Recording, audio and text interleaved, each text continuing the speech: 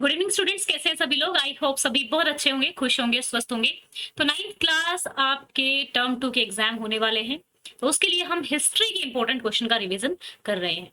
तो इसमें से हिस्ट्री के दोनों चैप्टर जो आपके आने वाले हैं, ठीक है, chapter number 2 and chapter number 3 के कुछ कुछ क्वेश्चंस को इंक्लूड किया है, सो दैट कि आपका चैप्टर रिवाइज हो जाए। तो आप लोगों ने देखा था कि नाजीबाद और जो हिटलर का उदय था, उस चैप्टर में जो स्टार्टिंग होती है वो होती है प्रथम विश्व युद्ध से।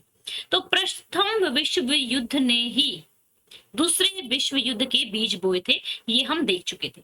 तो चलिए स्टार्ट करते हैं। यहाँ पे देखिए, प्रथम विश्व युद्ध दो प्रमुख समूहों में शामिल था। ये पूछा गया कौन कौन से देश शामिल थे, तो इस तरीके से पूछा जा सकता है। मित्र शक्तियां थी फ्रांस, ब्रिटेन और रूस। केंद्रीय शक्तियां थी जर्मनी, ऑस्ट्रिया और तुर्की। तो जीते कौन थे? ये लोग जीत गए थे, ठीक है, और ये हार गए थे। ये हारे थे तो इन जीतने वालों ने इन पे एक बड़ी ही एक हार्श और एक बहुत ही सख्त संधि इन पे डाली थी, वर्साई की संधि, जो कि कह सकते हो जिसने एक बीज का काम किया, जो कि वर्ल्ड वॉर 2 के रूप में उभर कर आया। और ये भी कह सकते हो यही संधि थी जिसकी वजह से जर्मनी के जो लोग थे, ठीक है, सोल्जर्स को ज्यादा महत्व देने लगे थे बजाय कि नॉर्मल लोगों को, ठीक है। और यही संधि थी जिसने हिटलर के उदय में भी मदद की। जर्मन संसद को किस नाम से जाना जाता है बच्चा? जब विश्व युद्ध एक हार गया जर्मनी, उसके बाद जर्मन को एक डेमोक्रेसी वाला राज्य बना दिया गया, ठीक है। राइक्सटाग जर्मन संसद का नाम था, ठीक है। अब देखो, जर्मन में राजशाह के अंत, यानी कि राजशाह का अंत हो गया था, नया विमार गणराज्य बनकर सामने आया था और सभी को सार्वभौमिक मतदानता का अधिकार भी मिल गया था। लेकिन फिर भी लोग क्यों खुश नहीं थे, ये क्वेश्चन बनता है। क्योंकि जून 1919 में वर्साई की संधि के माध्यम से जो विजयी बल थे, ठीक है ना, द्वारा जर्मनी पर कठोर शर्तों को स्वीकार करने के लिए मजबूर किया गया। इतनी कठोर शर्तें लगाई गई थी कि एक तरीके से जर्मनी को पूरी तरीके से लूट ही लिया गया था, ये आप कह सकते हैं। जर्मनी ने, आप किस तरीके से लिखेंगे, जर्मनी ने अपनी विदेशी उपनिवेश, अपनी आबादी का 10वां हिस्सा, अपने क्षेत्रों का 13%, अपने लोहे का 75% और अपना 26% कोयला फ्रांस, पोलैंड, डेनमार्क और लुथियाना को दे दिया था। किसने दिलवाया? जो जीतने वाले राज्य थे, जीतने वाले देश थे। मित्र देशों, यानी कि जो जीते थे, मित्र देश जीते थे, मित्र देशों की शक्तियों ने जर्मनी की शक्ति को कमजोर करने के लिए विसैन्यीकरण कर दिया। यानी कि आप इतनी सेना नहीं रख सकते, उनकी सेना बहुत कम कर देगी ताकि उसको एक तरीके से अपंग बना दो कि वो किसी भी देश पे दोबारा युद्ध करने का सोच ही ना सके। अब क्योंकि जर्मनी ने युद्ध स्टार्ट किया था, तो अपराध बोध, वार क्राइम्स का अनुच्छेद के तहत युद्ध का जो भी लॉस हुआ है, जो भी तबाही हुई है, उसका हर्जाना कौन भरेगा? जो है जर्मनी। तो 6 बिलियन पाउंड की राशि का मुआवजा, फाइन देने को मजबूर किया गया। 1920 के दशक में मित्र देशों की सेनाओं ने संसाधन संपन्न राइनलैंड पर भी कब्जा कर लिया। राइनलैंड ये 1933 में जो है हिटलर वापस लेंगे, तो अभी तो इनका जो मित्र देश जो जीते थे उनका कब्जा यहाँ पे हो चुका था, ठीक है बच्चा। अब यहाँ पे थोड़े से क्वेश्चन और कर लेते हैं। आप लोगों को मालूम है हमारा समाजवाद वाले क्वेश्चंस एक बार करते हैं, ठीक है ना। यहाँ आ जाते हैं। समाजवाद हमारा कहाँ से आता है? देखो, मैं हिस्ट्री के यहाँ पे क्या कर रही हूँ, आप लोगों के एक चैप्टर में से नहीं करा रही हूँ, आप लोगों को मैं क्या करा रही हूँ, मिक्स क्वेश्चन करा रही हूँ, ठीक है। तो समाजवाद क्या होता है? समाजवाद एक तो निजी संपत्ति के विरुद्ध है। वो कहता है कि जो जो भी प्रॉपर्टी है, जो भी आपके पास संपत्ति है, या तो उसका सरकार मतलब बंटवारा करे, सरकार के अंडर होनी चाहिए या फिर सोसाइटी के अंडर होनी चाहिए। समाजवाद उत्पादन के साधनों के सामाजिक समावित्व पर आधारित एक राजनीतिक, सामाजिक और आर्थिक दर्शन है, ठीक है। और ये क्या कहता है? ये निजी संपत्ति के अधिकारों का विरोध करता है और कहता है कि समाजवाद के अनुसार उत्पादन वितरण समाज या राज्य के हाथों में होना चाहिए।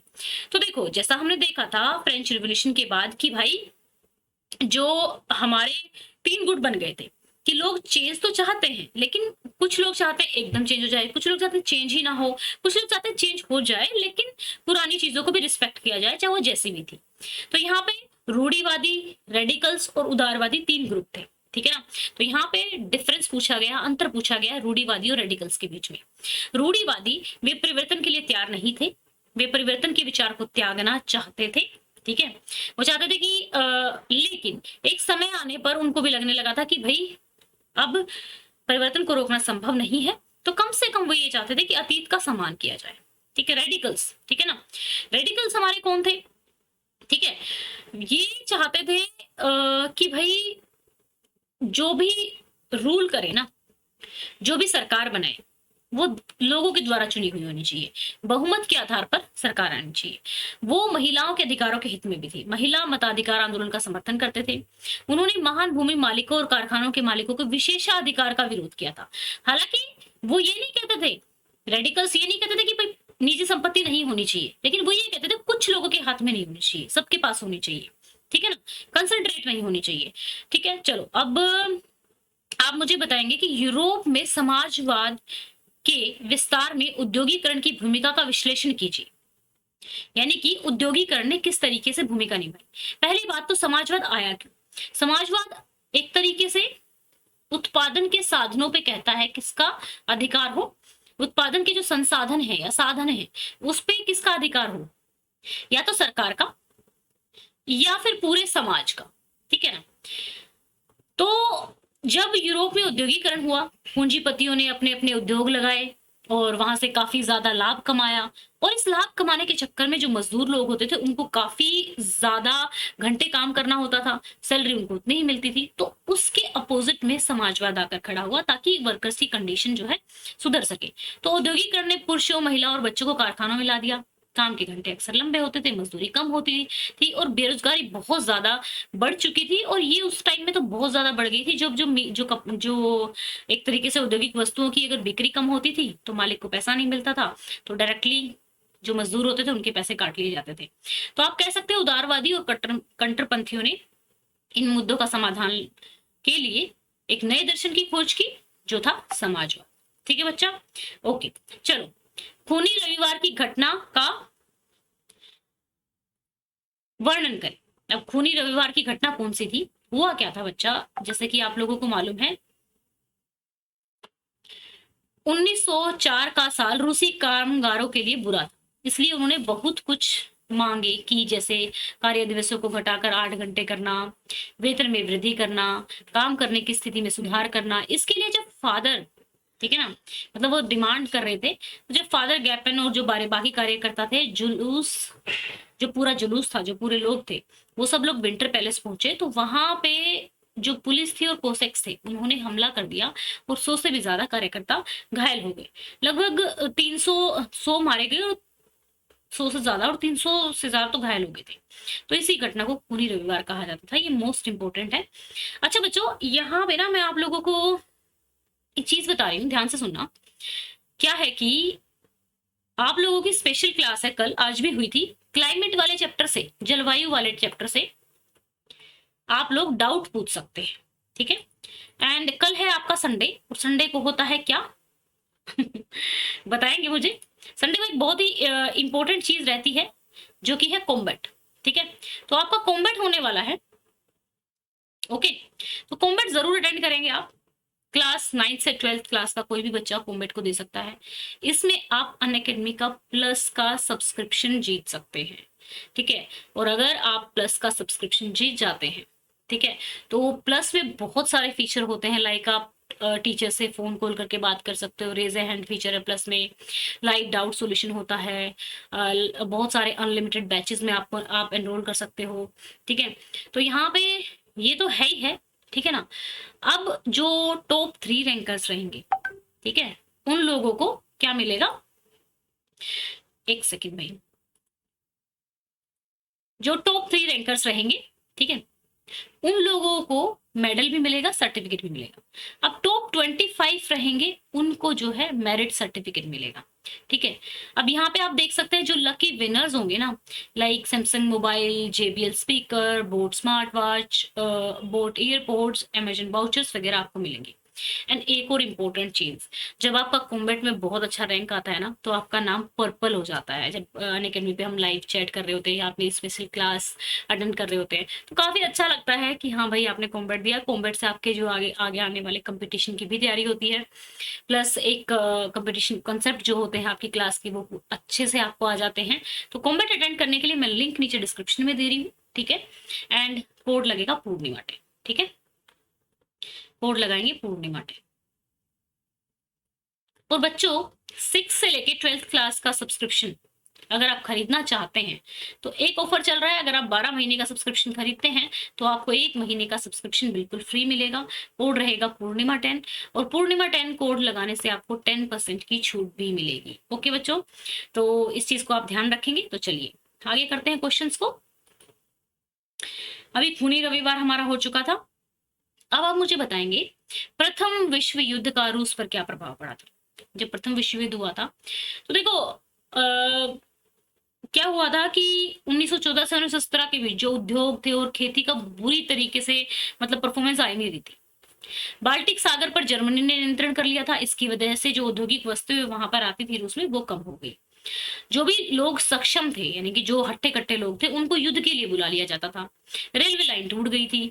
सेना को खिलाने के लिए अनाज की बड़ी आपूर्ति भेजी जाती थी, जिससे कि अनाज की नॉर्मल लोगों में कमी हो गई थी। तो युद्ध लड़ने वाले लोग भी अब ये कहने लगे थे कि भाई हम जो है एक तरीके से क्रांतिकारियों का समर्थन करने लगे थे। तो चलो 1917 की अक्टूबर क्रांति के बाद रूस में क्या परिवर्तन हुए। जो 1917 की क्रांति हुई उसमें क्या हुआ। देखो अप्रैल थीसिस में भी ये बात कही गई थी। ये क्वेश्चन आपका अप्रैल थीसिस में भी पूछा जा सकता है और ऐसे ही पूछा जा सकता है। बैंकों और उद्योगों का राष्ट्रीयकरण किया गया, ठीक है। भूमि को सामाजिक संपत्ति घोषित किया गया, जिससे किसान इसे कुलीनता से जब्त कर सके। नगरीय क्षेत्रों में घरों का विभाजन किया गया, बड़े घर थे उनको छोटे छोटे घरों में और लोगों को दे दिया गया। 1918 में आयोजित एक कपड़े की प्रतियोगिता के दौरान एक सोवियत टोपी बनाई गई जिसका नाम था बुडनोवका, ठीक है। सेना और अधिकारियों के लिए नई वर्दी तैयार की गई। आप देखो सेम वही क्वेश्चन आपसे इस तरीके से पूछ सकते हैं कि लेनिन की अप्रैल थीसिस क्या थी। जब लेनिन वापस आए 1917 में तो उन्होंने क्या किया, उन्होंने कहा कि भाई युद्ध जो है समाप्त कर दिया जाए। मोस्ट इंपोर्टेंट क्वेश्चन है चैप्टर का। भूमि किसानों को दे दी जाए, बैंकों का राष्ट्रीयकरण कर दिया जाए। ये 3 जो मांग थी लेनिन की, ये अप्रैल थीसिस कही जाती है। अब देखते हैं रूस के पेट्राग्राद में 24 अक्टूबर 1917 की घटनाओं की व्याख्या कीजिए। अब आपको 24 अक्टूबर के दिन के बारे में बताना है कि उस दिन क्या क्या हुआ था। जब 24 अक्टूबर को विद्रोह शुरू हुआ, रिवोल्ट शुरू हुआ, तो मुसीबत को भांपते हुए जो प्रधानमंत्री केरेंस्की थे उन्होंने सैनिकों को बुलाया। सरकार के प्रति वफादार सैनिकों ने 2 बोल्शेविक अखबारों की इमारतों को जब्त कर लिया। सरकार समर्थक सैनिकों को टेलीफोन और टेलीग्राफ कार्यालयों पर कब्जा करने और विंटर पैलेस की सुरक्षा के लिए भेजा गया। अब जो प्रतिक्रिया में यानी कि अपने एक्शन में जो सैन्य क्रांतिकारी समिति थी उसने अपने समर्थकों को कहा कि जितने भी सरकारी कार्यालय हैं उनको जब्त कर लो, ठीक है। देर रात में जहाज अरोरा ने विंटर पैलेस पर गोलाबारी की, अन्य जहाज नेवा की ओर रवाना हुए। तो इस तरीके से वहां पे जो है कब्जा कर लिया गया। रात होने तक शहर समिति के नियंत्रण में था और मंत्रियों ने आत्मसमर्पण कर दिया था। अब बच्चा एक और क्वेश्चन है, कुलक कौन थे, ठीक है। कुलक कौन थे। जो संपन्न किसान थे ना उनको कुलक कहा जाता था, ठीक है। स्टालिन का सामूहिकरण कार्यक्रम क्या था। स्टालिन सभी किसान जो थे मिलकर खेती करवाना, ठीक है, और उसके बाद उस लाभ को बांट लेना एक तरीके से सामूहिकरण था। सभी किसानों ने सामूहिक खेती जिसको कोलखोज कहते थे करने को सामूहिकरण कार्यक्रम कहा गया। अधिकांश भूमि और जो भी टूल्स या उपकरण होते थे वो सामूहिक खेती के स्वामित्व में स्थानांतरित कर दिए गए। किसान एक साथ काम करते थे, कोलखोज के लाभ को साझा करते थे। इसे सोवियत रूस में अनाज की कमी की समस्या हल करने के लिए लागू किया गया था। अब चलिए आप बताएंगे रूस की क्रांति का वैश्विक प्रभाव क्या था। तो रूस की प्रभावी सबसे बड़ा तो ये था कि एक सार्वभौमिक राज्य बनाना संभव है। दूसरा ये था कि भाई जो तानाशाह सरकारें हैं उनको हटाया जा सकता है। सोवियत समाजवादी गणराज्य ने समाजवाद को एक वैश्विक चेहरा और विश्व स्तर दिया था। अब समाजवाद एक व्यापक समाजवाद का जो आइडियोलॉजी थी, जो विचारधारा थी, वो पूरे विश्व में फैल चुकी थी कि हाँ ऐसा हो सकता है। हमारे संविधान में भी समाजवाद लाने की बहुत सारी बातें कही गई है। तो बच्चा ये कुछ क्वेश्चन थे आपके, ठीक है। हिस्ट्री के क्वेश्चन है। डेली मैं कुछ कुछ क्वेश्चन आप लोगों को हर चैप्टर की कराती रहूंगी जिससे आपकी टर्म 2 की तैयारी अच्छे से होती रहेगी। आई होप सो कि ये सीरीज आपको अच्छी लगेगी। अगर आपको ये वीडियो अच्छी लगी है तो वीडियो को लाइक करेंगे, चैनल को सब्सक्राइब करेंगे, और हाँ जो मैंने आपको बताया है, ठीक है, यहाँ पे मैंने आपको जो होमबेट बताया है। होमबेट का लिंक जो है आपको डिस्क्रिप्शन में मिलेगा, साथ में सब्सक्रिप्शन खरीदने के लिए भी आपका जो लिंक है वो डिस्क्रिप्शन में लगेगा। कोड आपका रहेगा पूर्णिमा 10। पूर्णिमा 10 कोड को यूज करके आप कोई भी स्पेशल क्लास, लाइव क्विज या फिर कोई भी अगर कोर्स खरीदते हैं तो 10% डिस्काउंट आप पा सकते हैं। ओके बच्चों, thank you, have a nice day, may God bless you.